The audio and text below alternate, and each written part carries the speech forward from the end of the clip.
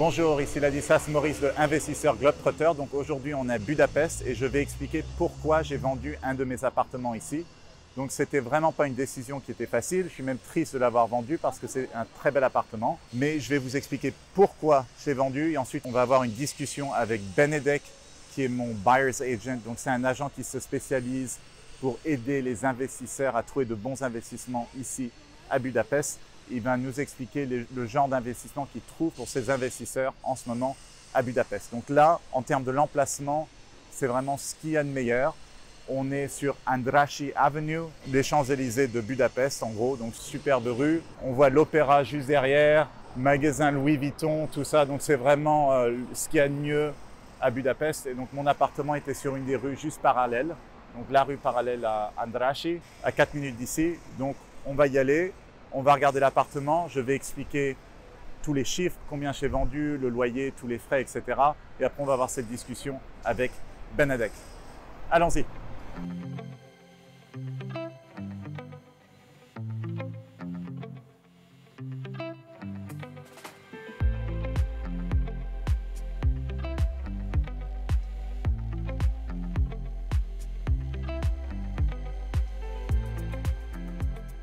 Donc voilà le bâtiment dans lequel j'ai vendu l'appartement. Donc il est au premier étage, donc vraiment très bien placé. Donc d'un côté Andrássy est juste à littéralement 1 minute.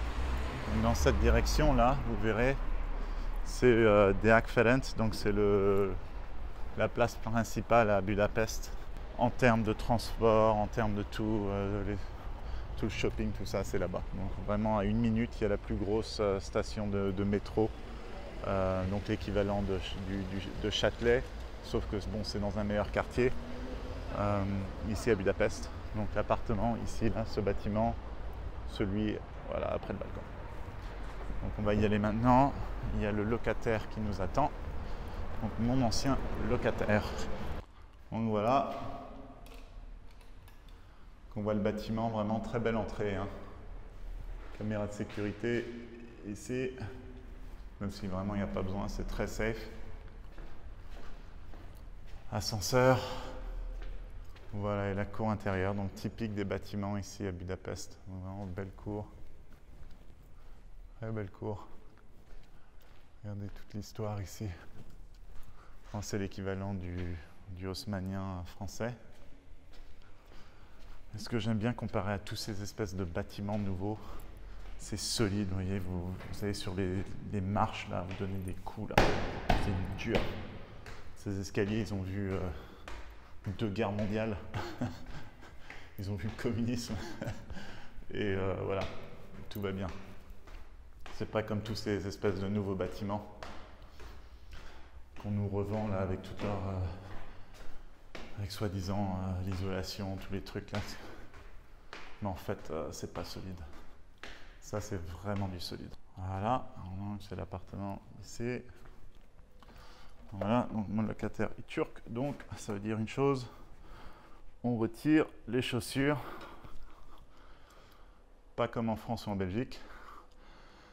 Donc voilà, 74 mètres carrés, 2 chambres à coucher. Donc ça, c'est une des chambres à coucher. Donc en fait, je l'avais acheté en 2016. J'avais fait un peu des petites rénovations de base. Donc j'avais juste repeint, mis un peu de la déco, mis des petits chandeliers là un peu mignons. Tout ça, j'avais repeint. En fait, j'avais tout repeint. Même la cuisine. En fait, j'avais pas changé la cuisine. J'avais repeint la cuisine, tout simplement. Tout simplement repeint la cuisine. Donc cet appartement maintenant aurait besoin vraiment d'une rénovation. D'ici, je dirais 2-3 ans. Voilà, salon. Et vraiment, même si on est vraiment dans un très bon quartier, donc, comme on a vu là, il y a l'équivalent des Champs-Élysées. Et là-bas, de l'autre côté, là, c'est le quartier juif, où il y a tous les bars, les restaurants, tout ça. Donc, et là, on n'entend rien, il n'y a pas un bruit, c'est silencieux. C'est très très silencieux. Donc c'est en plein centre-ville et très silencieux, très calme.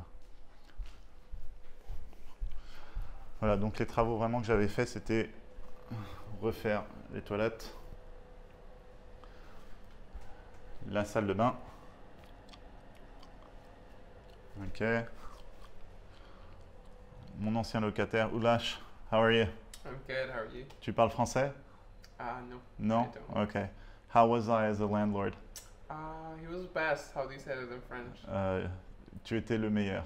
Tu étais le meilleur. Très bien. Donc voilà, la deuxième chambre. Donc aussi pareil. On a juste repeint quoi, c'est tout. Un peu de déco sur les meubles, un peu Ikea. Et puis voilà, donc maintenant on va discuter les chiffres et pourquoi j'ai vendu cet appartement. Donc voilà, donc j'ai vendu cet appartement de 74 mètres carrés pour 223 000 euros avec tous les meubles, donc un peu plus de 3 000 euros le mètre carré. Donc le loyer était de 800 euros parce que les locataires avaient eu un peu un loyer Covid, mais bon maintenant le loyer serait d'à peu près 950 à 1000 euros. Donc en gros on parle d'un rendement brut d'à peu près 5 à 6% pour l'investisseur. En termes de frais, il y en a vraiment très peu. Donc les frais de copropriété sont que de 50 euros par mois et ça c'est le locataire qui paye. Donc le locataire paye pour l'électricité, le gaz, l'Internet et les frais de copropriété. Donc en tant qu'investisseur, tout ce que j'avais payé c'était la gestion. Je le faisais moi-même, mais aussi des gens, Benedek aurait pu m'aider avec ça. Mais bon, personnellement, je suis assez souvent sur Budapest et je connais bien le marché, donc j'ai toujours des gens qui peuvent m'aider. Donc je le faisais moi-même. Et la taxe foncière. Donc la taxe foncière, et donc j'ai été la payer hier parce qu'il fallait que je la paye pour la vente de l'appartement. Et j'en ai eu pour un peu moins de 400 euros de taxe foncière pour l'année. Donc vraiment très peu de frais. Et cet appartement était loué, donc je l'avais en 2016. Je l'ai acheté en 2016 quand j'étais dans la direction de Nestlé au Ghana. Donc je travaillais à temps plein. Je l'avais acheté à ce moment-là. Et depuis, donc ça fait bien 6-7 ans, j'ai pas eu un seul mois de vide parce que l'appartement est tellement bien placé que j'ai tout le temps très facilement des locataires.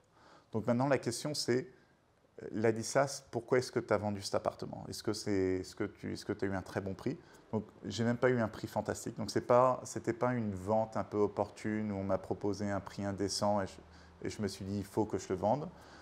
Non, c'est qu'en fait j'ai des opportunités d'investissement qui étaient plus appropriées à mes besoins en Amérique latine, au Mexique, en Colombie et dans d'autres pays, pour le stade dans lequel je suis dans la vie en ce moment. Okay? Quand j'avais fait cet investissement, comme je te disais, j'étais dans la direction de Nestlé et je travaillais 60 heures, 70 heures par semaine et j'étais très focalisé sur ma carrière.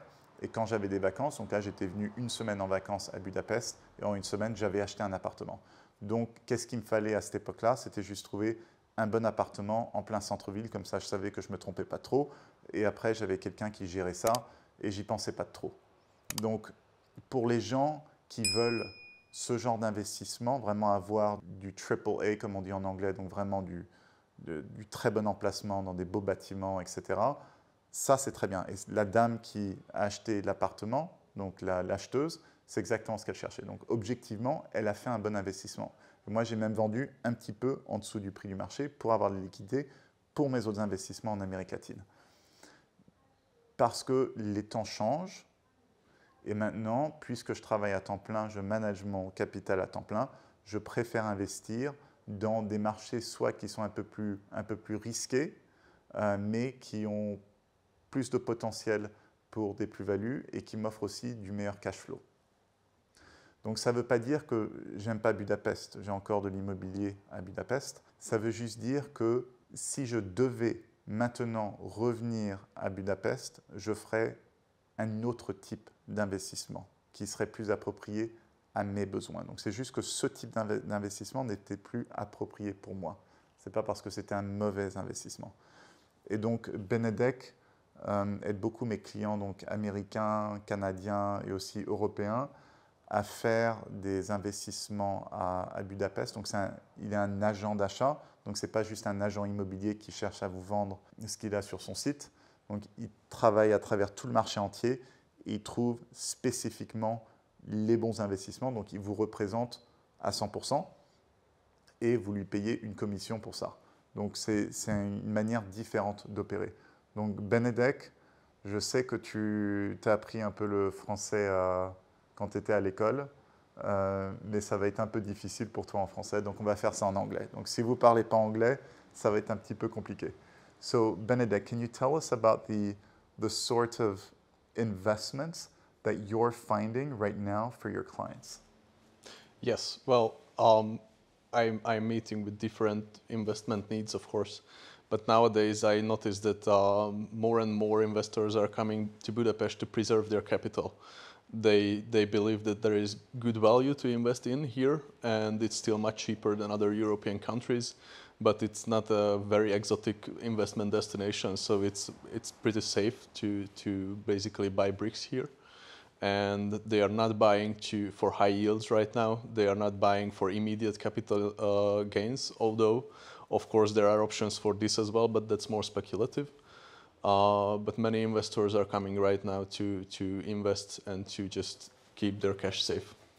Voilà, donc en gros, les gens viennent ici pas mal en ce moment pour investir parce que les prix sont pas chers. Okay? Donc si je devais investir en Europe, ce serait à Budapest. C'est juste que j'ai pris la décision d'investir en dehors de l'Europe. Mais si je devais mettre de l'argent en Europe, Budapest. Donc ça, un appartement comme ça, en plein centre-ville, 3 000 € le mètre carré.